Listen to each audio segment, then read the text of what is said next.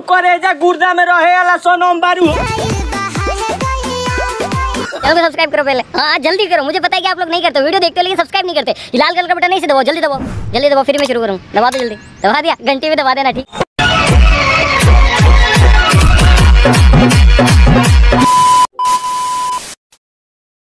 धन बारू है सोना धन बारू। तू करेजा गुर्दा में रहे वाला सोनम बारू हो। डीजे फेफारा। धन बारू है सोना धन बारू।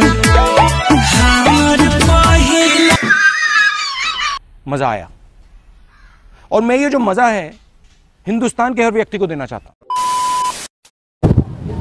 लैला के शादी में एक लफड़ा हो गया, मजनू इतना नाचा के लंगड़ा हो गया। लंगड़ा हो गया, चल चल चल चल हाली चल। कटाइल बहाए गया, काया समाइल बहाए गया, बहके इनके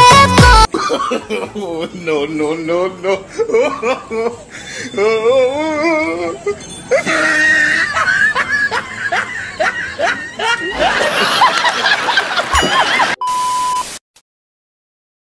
कौनो बगिया के खिलल परी लागेलू, आ तू स्कूली में पादे वाली परी लागेलू हो। परी सेंट लेके महकेला। हाँ परी महकेला, चल।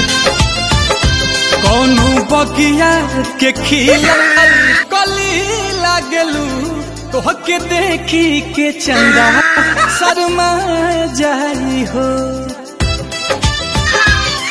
बहुत तेज हो रहा है, बहुत तेज हो रहा।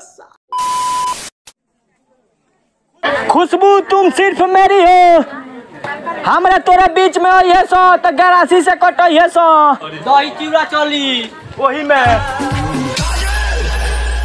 लाशें बिछा दूंगा लाशें।